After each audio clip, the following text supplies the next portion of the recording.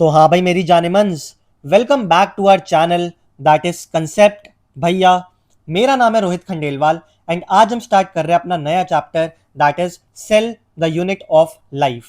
आज है इसका एपिसोड 1 जिसमें हम पढ़ने वाले हैं सेल थियरी। तो आओ स्टार्ट करते हैं अपना चैप्टर बिना किसी गंडमस्ती के। क्या आपने कभी अपने घर के अंदर दीवार देखी है? अब मेरे को बताओ कि उस दीवार के अंदर ऐसी कौन सी चीज है जिसको रिपीट कर करके पूरी दीवार खड़ी हो गई। तो हम सब जानते हैं वो है ईंट या फिर ब्रिक। आपने ब्रिक्स को रिपीट करा और पूरी की पूरी दीवार खड़ी हो गई। उसी तरीके से हमारी बॉडी के अंदर सेल उस ईंट का काम करता है जिसको रिपीट कर करके पूरा का पूरा ऑर्गेनिज्म तैयार हो जाता है। इसीलिए सेल जो है वो हमारी बेसिक यूनिट ऑफ लाइफ है। किसी भी ऑर्गेनिज्म को अगर जिंदा रहना है तो एटलीस्ट उसको एक सेल तो चाहिए ही चाहिए। अगर उसके पास एक सेल भी नहीं है दैट मीन्स वो लिविंग नहीं है। इसीलिए हम सेल को बोलते हैं कि वो एक फंडामेंटल यूनिट ऑफ लाइफ है। सेल के बिना बॉडी लिविंग नहीं रह सकती और इसीलिए कहते हैं कि जितने भी ऑर्गेनिजम्स हैं वो सब के सब सेल्स से बने हैं। अब नंबर ऑफ सेल्स के बेसिस पे हमने ऑर्गेनिजम्स को दो पार्ट्स में क्लासिफाई किया है।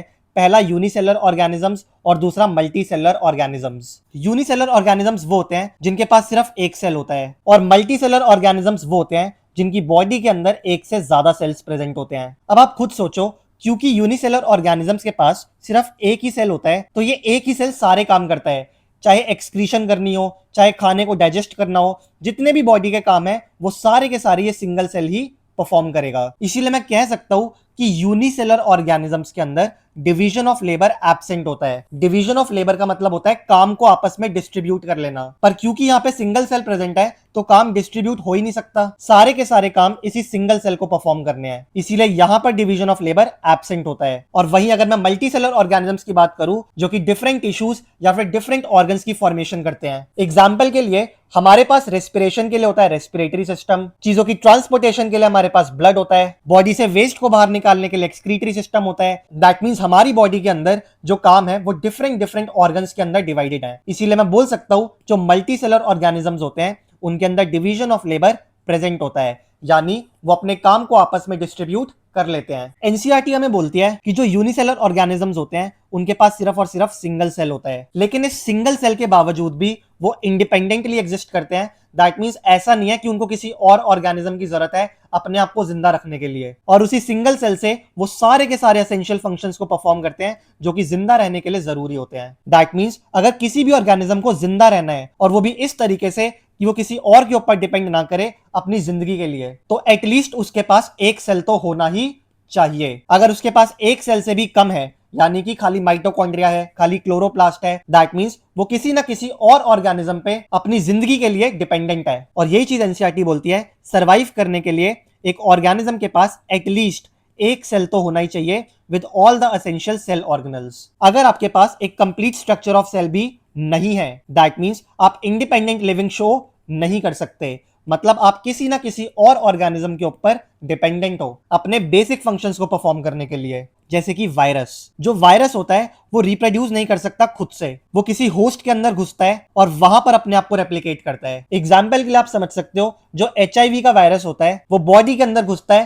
ताकि वो अपनी रिप्रोडक्शन करके अपने जैसे और पार्टिकल्स की फॉर्मेशन कर सके। अगर उसके पास होस्ट नहीं है, होस्ट मतलब अगर वो किसी की बॉडी में नहीं घुसेगा तो वो रिप्रोडक्शन कर ही नहीं सकता, तो उसको किसी और की बॉडी चाहिए ताकि वो अपनी रिप्रोडक्शन कर सके। सिमिलरली क्लोरोप्लास्ट और माइटोकॉन्ड्रिया ये दोनों ऑर्गेनल्स बहुत इंपॉर्टेंट है क्योंकि आप आगे जाके पढ़ोगे इनके पास अपना खुद का डीएनए होता है और ये खुद से डिवाइड भी कर सकते हैं, बट स्टिल ये इंडिपेंडेंटली नहीं रह सकते क्योंकि ये होस्ट के ऊपर डिपेंड करते हैं अपने प्रोटीन्स के लिए और अपने कुछ जरूरी फंक्शंस के लिए। तो जितनी भी बातें हमने पढ़ी उससे मैं कंक्लूड कर सकता हूं that cell is the structural, functional, basic and fundamental unit of life. अब आओ बात करते हैं सेल थ्योरी की। दो साइंटिस्ट थे श्लेडेन एंड श्वान, इन दोनों ने मिलकर सेल थ्योरी दी थी। अब हम एक एक करके जानते हैं कि श्लेडेन ने क्या किया था और श्वान ने क्या किया था। जो श्लेडेन भाई साहब थे वो थे जर्मन बॉटनिस्ट। इन्होंने 1838 के अंदर बहुत सारे प्लांट्स को पढ़ा एंड इन्होंने देखा कि जितने भी प्लांट्स हैं वो डिफरेंट टाइप्स ऑफ सेल्स से बने हैं जो कि इन प्लांट्स के टिश्यूज की फॉर्मेशन करते हैं। खुद सोचो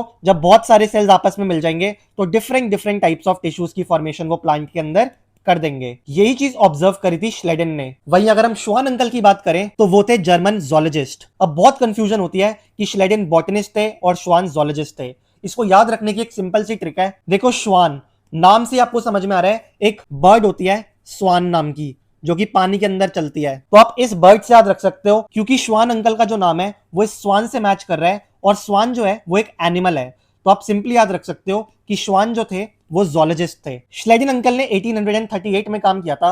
इनके जस्ट एक साल बाद 1839 के अंदर श्वान अंकल ने अपनी कंट्रीब्यूशन दी थी। इन्होंने लार्ज नंबर ऑफ एनिमल्स को स्टडी किया और पाया जो सेल्स होते हैं उनके बाहर एक थिन आउटर मेम्ब्रेन होती है जिसको हम बोलते हैं प्लाज्मा मेम्ब्रेन। मतलब इन्होंने इस वाली लेयर के बारे में डिस्क्राइब करा। इन भाई साहब ने प्लांट सेल्स की भी स्टडी करी और बोला कि जो सेल वॉल होती है वो सिर्फ और सिर्फ प्लांट सेल्स के अंदर पाई जाती है। दैट मींस सेल वॉल जो है वो एक यूनिक कैरेक्टर है प्लांट सेल्स का। यूनिक कैरेक्टर क्यों बोला? क्योंकि वो सिर्फ और सिर्फ प्लांट सेल्स के अंदर पाई जा रही थी, ना कि एनिमल सेल्स के अंदर। इस सारी इंफॉर्मेशन के बाद स्वान अंकल ने एक हाइपोथेसिस दी जिसके अंदर उन्होंने बोला कि प्लांट्स और एनिमल्स की जो बॉडी होती है वो बनी होती है सेल्स से या फिर प्रोडक्ट ऑफ सेल्स से। प्रोडक्ट ऑफ सेल्स मतलब टिश्यूज, ऑर्गन्स, ऑर्गन सिस्टम, ये सारी की सारी चीजें। तो ये हाइपोथेसिस याद रखना और ये भी याद रखना कि ये हाइपोथेसिस श्वान अंकल ने दी थी। अब सब कुछ बढ़िया चल रहा था लेकिन श्लेडिन एंड श्वान से क्वेश्चन किया गया कि ये बताओ कि नए सेल्स कैसे बनते हैं। बट बड़ी दिक्कत की बात थी यार कि श्लेडिन एंड श्वान इस क्वेश्चन का आंसर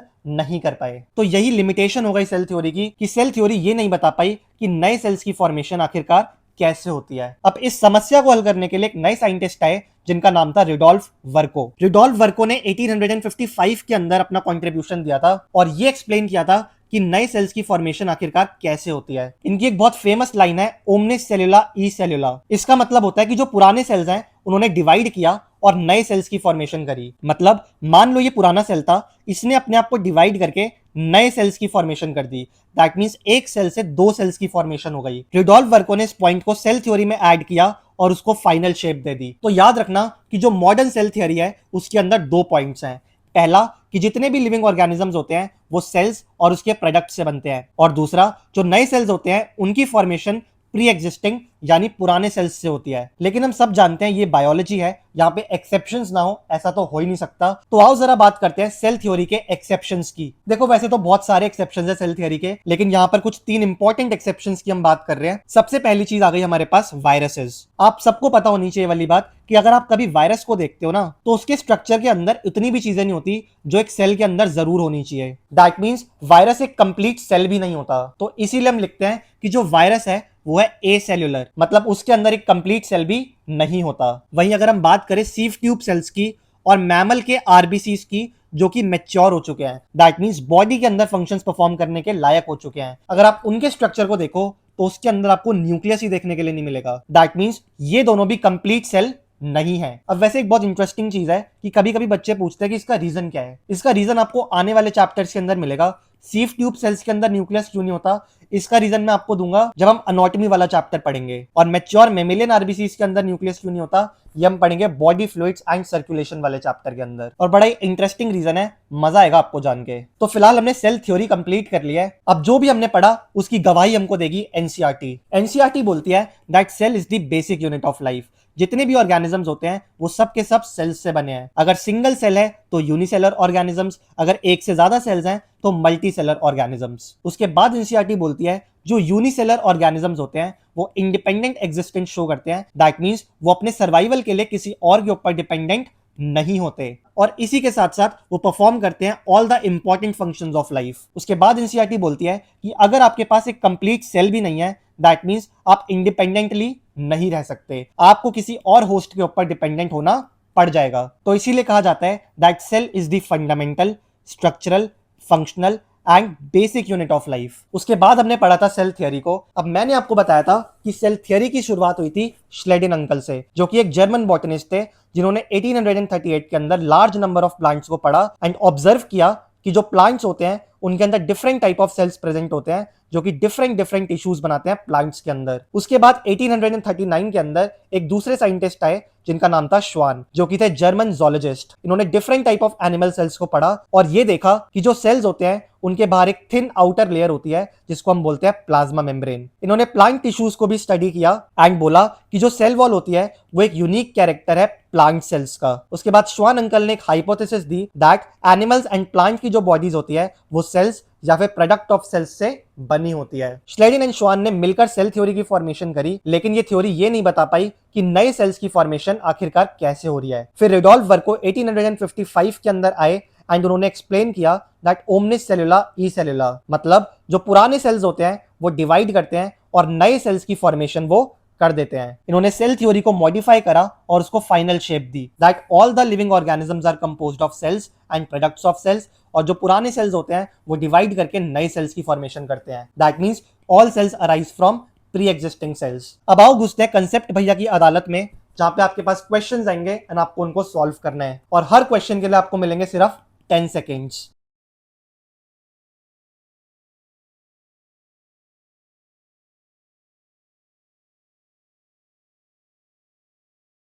डिवीजन ऑफ लेबर कहां प्रेजेंट होता है? Division of labour is present in unicellular organisms, जो कि एक गलत स्टेटमेंट है। डिवीजन ऑफ लेबर सिर्फ और सिर्फ मल्टीसेलर ऑर्गेनिजम्स के अंदर प्रेजेंट होता है। एब्सेंट इन मल्टीसेलर ऑर्गेनिजम्स, जो कि अगेन गलत स्टेटमेंट है, इनके अंदर तो प्रेजेंट होता है। एब्सेंट इन यूनिसेलर ऑर्गेनिजम्स, जो कि एकदम करेक्ट स्टेटमेंट है। प्रेजेंट इन वायरस, वायरस के पास तो यार सेल ही नहीं होता, तो काम तो आप क्या ही बांटोगे, तो ये भी गलत स्टेटमेंट है।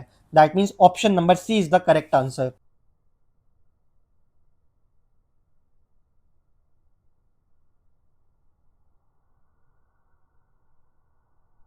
सेल को बोला जाता है morphological unit of life only, जो कि गलत स्टेटमेंट है। ऑर्गन ऑफ मेटाबॉलिज्म, जो कि गलत स्टेटमेंट है। Functional unit of tissues only, जो कि गलत स्टेटमेंट है। करेक्ट स्टेटमेंट होगी basic and fundamental unit of life. That means option number B is the correct answer.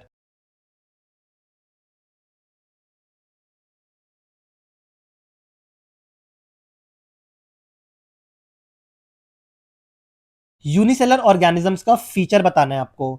They are composed of many cells, गलत statement. Division of labour is present, again गलत statement. Consist of single cell, जो कि correct statement है।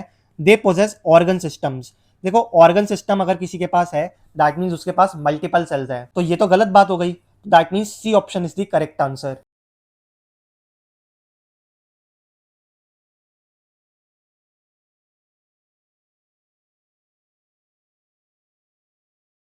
Question हमसे कह रहा है that division of labour is absent in.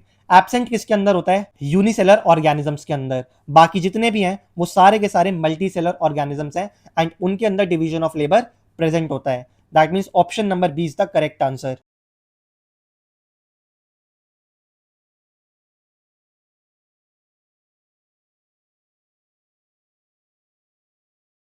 NCERT की बड़ी फेमस लाइन है that a unicellular organism is capable of independent existence and performing all the essential functions of life. That means C option is the correct answer.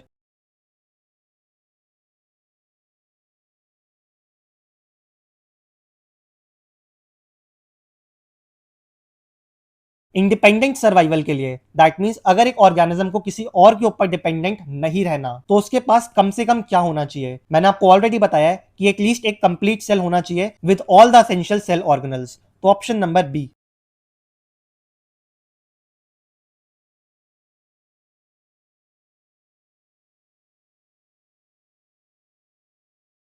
Question हमसे कह रहा है कि इन चारों में से वो कौन है जिसके पास अपना खुद का डीएनए होता है बट स्टिल वो इंडिपेंडेंटली एग्जिस्ट नहीं कर सकता? तो आरबीसीज और सीव ट्यूब सेल्स के पास तो डीएनए ही नहीं होता, तो इनकी तो बात ही खत्म। वायरस में भी कुछ वायरस होते हैं जिनके पास डीएनए होता है, सारे वायरस के पास डीएनए नहीं होता। या आप आगे जाके पढ़ोगे तो करेक्ट आंसर हो जाएगा ऑप्शन नंबर बी, क्योंकि क्लोरोप्लास्ट और माइटोकॉन्ड्रिया दोनों के पास अपना डीएनए होता है एंड स्टिल वो इंडिपेंडेंटली एग्जिस्ट नहीं कर सकते, क्योंकि वो होस्ट के ऊपर डिपेंडेंट होते हैं अपने प्रोटीन और कुछ असेंशियल फंक्शंस के लिए।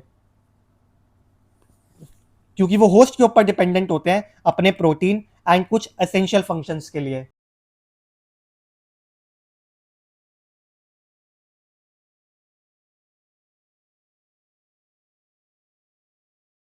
सिंपल सा क्वेश्चन है, सेल थियरी किसने दी थी? सब जानते हैं श्लेडिन एंड श्वान ने दी थी, ऑप्शन नंबर सी।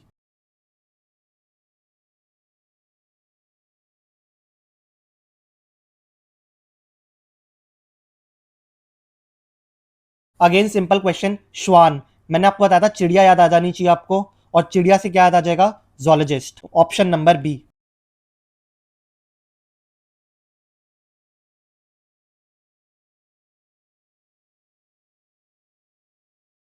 क्वेश्चन कह रहा है कि श्वान अंकल ने जब सेल्स को देखा था तो उन्होंने एक थिन आउटर मेम्ब्रेन देखी थी, मतलब सेल देखा तो एक थिन आउटर मेम्ब्रेन देखी थी। इस थिन आउटर मेम्ब्रेन का नाम होता है plasma membrane. That is option number B.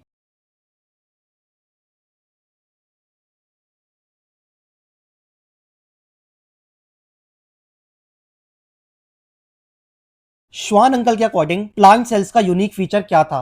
मैंने आपको बताया था कि प्लांट सेल्स के अंदर सेल वॉल पाई जा रही थी, जो कि उनका यूनिक फीचर होता है। दैट मीन्स ऑप्शन नंबर सी।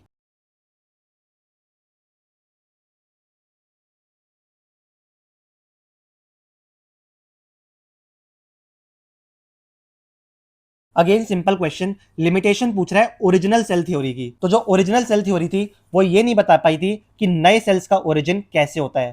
तो ऑप्शन नंबर बी।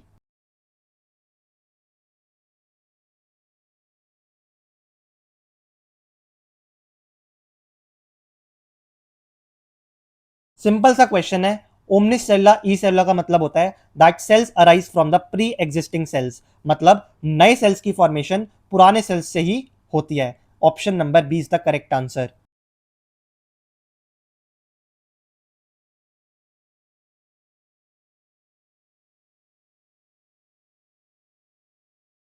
इनमें से वो कौन सा पॉइंट है जिसको मॉडर्न सेल थ्योरी के अंदर इंक्लूड किया गया है? तो मॉडर्न सेल थ्योरी के अंदर सिर्फ दो पॉइंट्स थे, जिसमें से एक पॉइंट था all the living organisms are composed of cells and product of cells. तो ऑप्शन नंबर बी।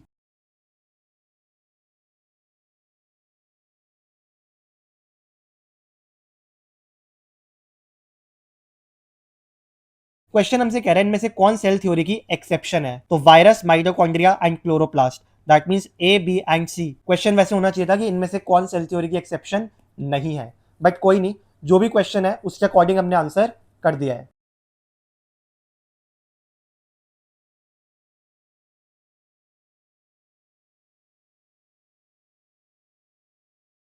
मैमल का आरबीसी जो मेच्योर हो चुका है उसको हम सेल थ्योरी की एक्सेप्शन क्यों बोलते हैं? मैंने आपको बताया था क्योंकि जो मेच्योर मेमेलियन आरबीसी होता है उसके अंदर न्यूक्लियस नहीं होता। That means option number B.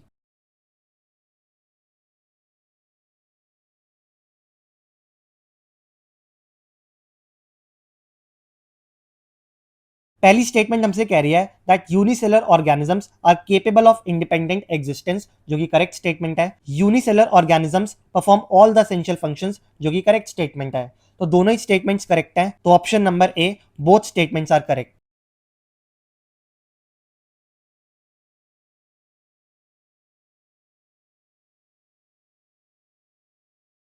Assertion हमको दिया गया है that division of labour is absent in unicellular organisms, जो कि करेक्ट स्टेटमेंट है। जो डिवीजन ऑफ लेबर होता है वो यूनिसेलर ऑर्गेनिजम्स के अंदर प्रेजेंट नहीं होता। रीजन हमको दिया जा रहा है क्योंकि जो यूनिसेलर ऑर्गेनिजम्स होते हैं वो सिंगल सेल से बने होते हैं, जो कि अगेन करेक्ट स्टेटमेंट है। और वो एजर्शन को एक्सप्लेन भी कर रहा है क्योंकि यूनिसेलर ऑर्गेनिजम्स के पास सिर्फ एक ही सेल होता है, इसीलिए इनके अंदर डिवीजन ऑफ लेबर प्रेजेंट नहीं होता। That means assertion and reason are true and reason is the correct explanation. Option number A.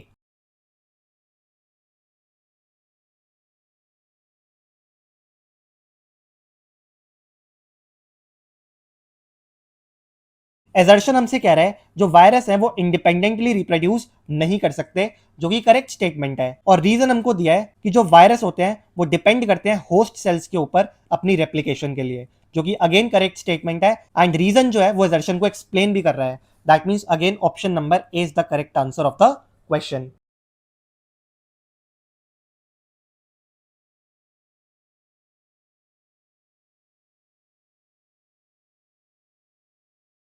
Match the following type question है। वायरस जो होते हैं वो ए सेलर होते हैं, मेच्योर आरबीसीज जो होते हैं वो ई न्यूक्लिएटेड होते हैं, सीफ ट्यूब सेल्स भी न्यूक्लिएटेड होते हैं, एंड वर्को जो थे उन्होंने कहा था ओमनिस सेलुला ई सेलुला।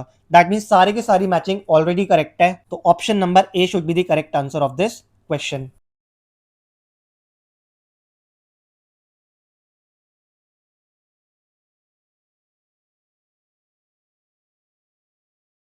क्रोनोलॉजिकल ऑर्डर में आपको लगाना है। दैट मीन्स जिस साइंटिस्ट ने सबसे पहले काम किया था आपको सबसे पहले उसका नाम लिखना है, फिर दूसरा, फिर तीसरा। तो आओ देखते हैं सबसे पहले किसने काम किया था। देखो, श्लेडिन अंकल ने काम किया था 1838 के अंदर, श्वान अंकल ने काम किया था 1839 के अंदर, और वर्को साहब ने कहा था ओमनिस सेलुला ई सेलुला 1855 के अंदर। दैट मीन्स सबसे पहले आए वन, फिर आए सेकेंड, फिर आए थर्ड। तो option number A is the correct answer of this question. तो हमने सारे एमसीक्यूज खत्म कर लिए यार। अब कमेंट सेक्शन में मेरे को बताओ कि आपका 21 में से क्या स्कोर आया। सपोर्ट करते रहो यार कंसेप्ट भैया को, क्योंकि आपका सपोर्ट ही मेरी ताकत है। लेक्चर के एंड तक बने रहने के लिए थैंक यू। मिलते हैं नेक्स्ट लेक्चर के अंदर, तब तक के लिए पढ़ाई करते रहो। All the very best.